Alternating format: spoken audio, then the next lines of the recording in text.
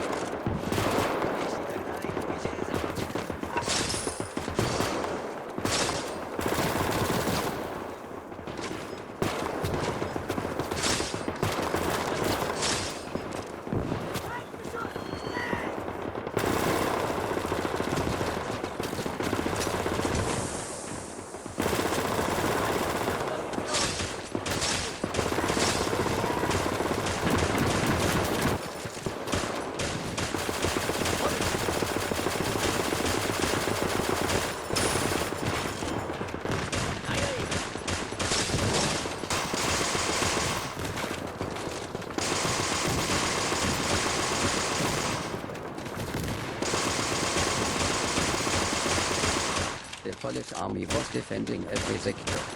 We'll have to push through their lines with our tanks.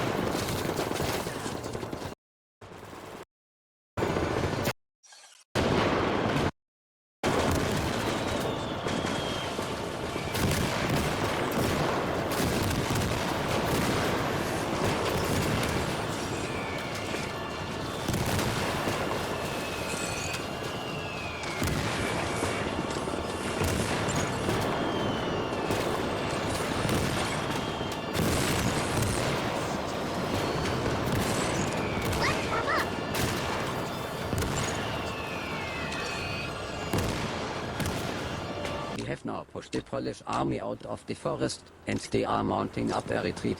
Now we must push to their command post and take over it. Let's warm up!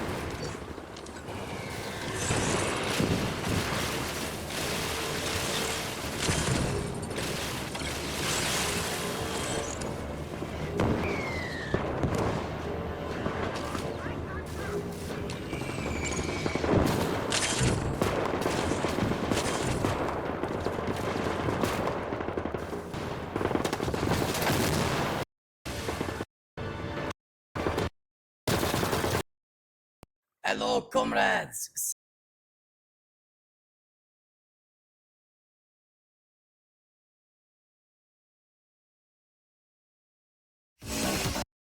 That just...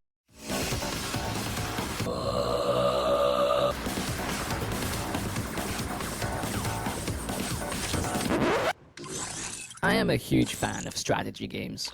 More specifically, I have a deep fondness for historical base-building strategy games. I don't care if it's set in the prehistoric, medieval, or even the modern era. It's all tasty, give me that shit right now. Looking back in my childhood, there were a handful of specific RTS games on our family computer that I used to frequent, and these had a very real impact on the type of video games that I would go on to enjoy. The first one was The Settlers 3 by Blue Byte, released in 1998. The others were the Cossacks games.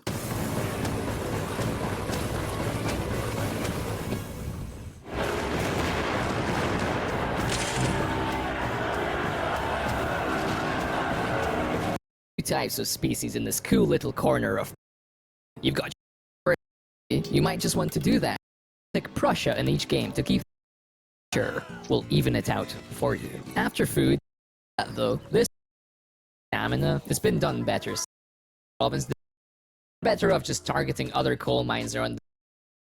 How engaging all of this makes the battles feel in this game. For sure, you can get a much bigger sense of scale in games like Napoleon or Empire Total War, but there aren't a lot of other games out there that pull off the micromanaging of units as well as Cossacks 2 does. Once you learn these little nuances in the mechanics, the animations, the effective volleys, the game starts to feel downright excellent, as one good move with a single formation can turn the result of a battle in your favor. Some of the other grievances I had towards the first games have been addressed too. Officers and drummers actually try to preserve their own lives in battles. Buildings only being able to be destroyed with explosives is also a big plus, as I've said. Forests do more than provide wood now also. Units in forests gain a massive defense bonus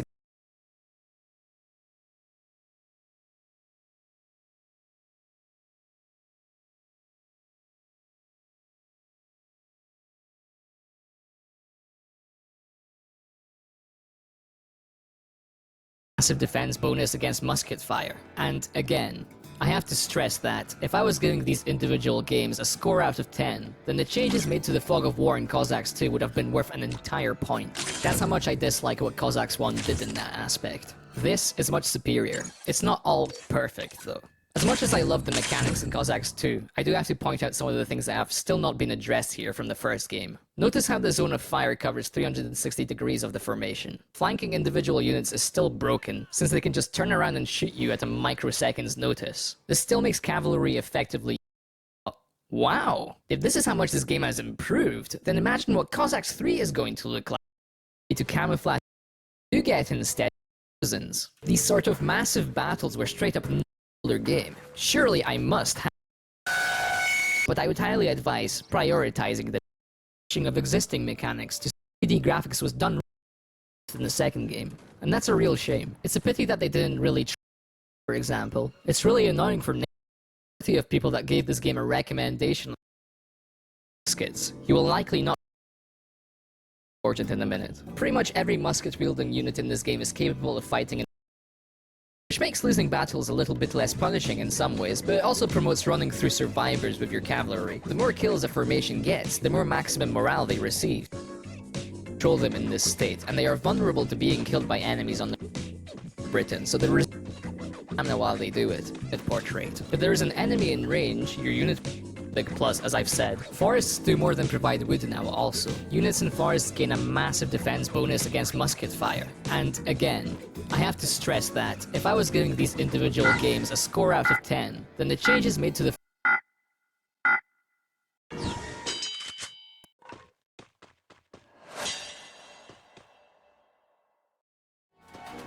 Hey everyone, Flying Dutchie here. Welcome back to episode 2 in Cossacks 2 Battle for Europe. Released in 2006, so we have to play in this weird screen here. We're gonna do the Battle of Europe campaign on the very hard difficulty because we like a challenge. I choose to play as Prussia, maybe we can do another nation later on, but then you guys have to tell me which one to play in the reaction step of the video. But I like Prussia because at the moment, at this campaign, I live in the Prussia region, so I just play as my own country. Well, I'm actually Dutch, but okay. We can just click a commander, it doesn't do anything. Just pick who you like. I like Gerhard von Scharnhorst. Well, we will play as him. Very hard Prussia. There we go. Battle for Europe.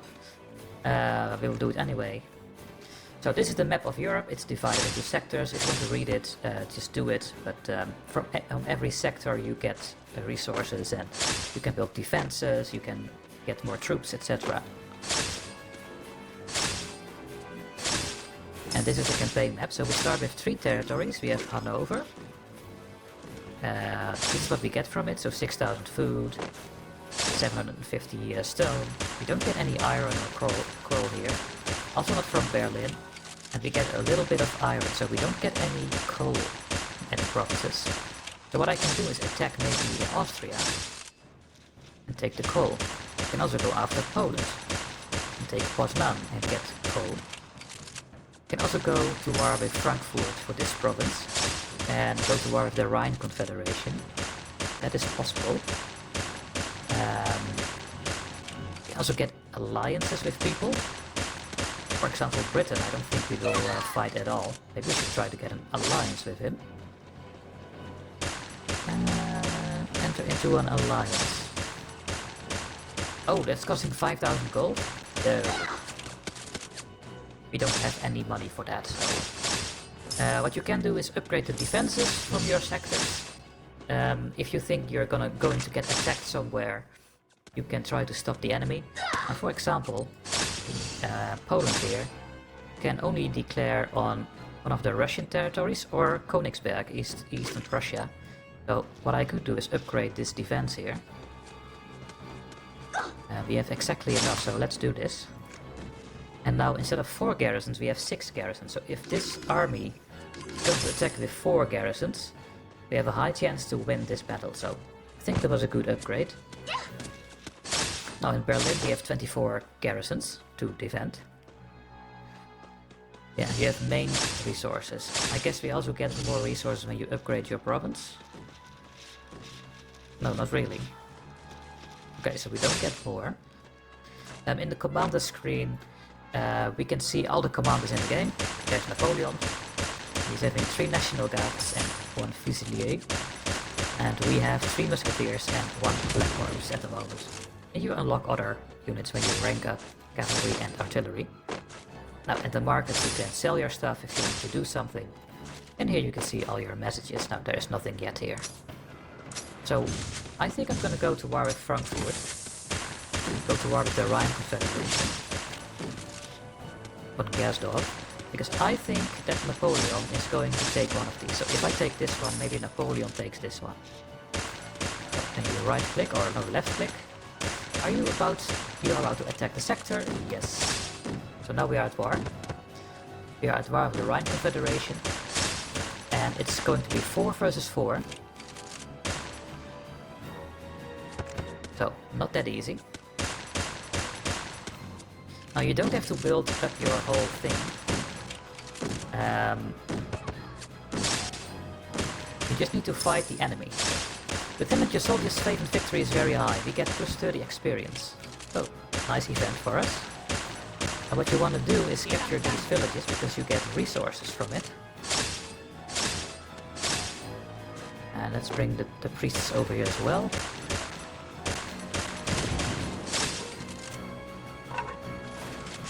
Sometimes when you're very quick, the enemy has no militia ready, and then you can capture a village instantly.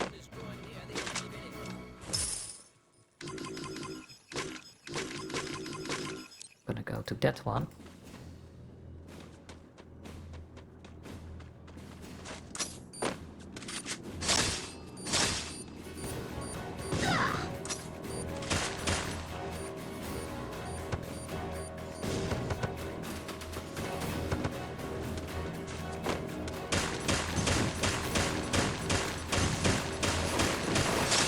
Go, and we capture the village, and then you get so bonus, we get 8,800 food from this village. Thank you.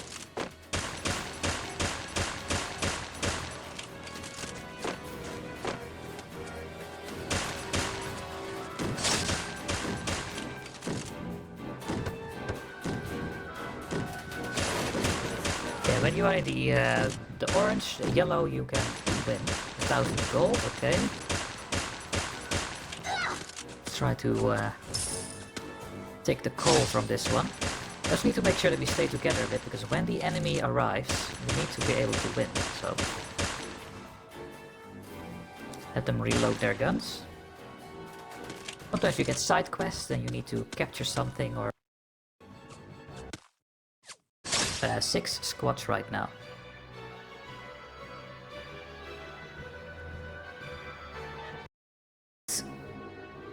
Then we need to capture a lot of coal.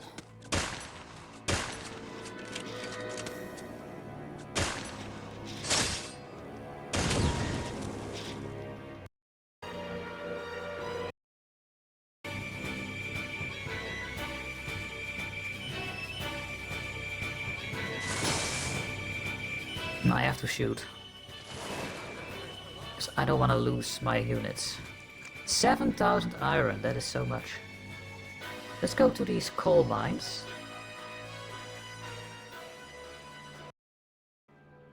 That is a lot of units.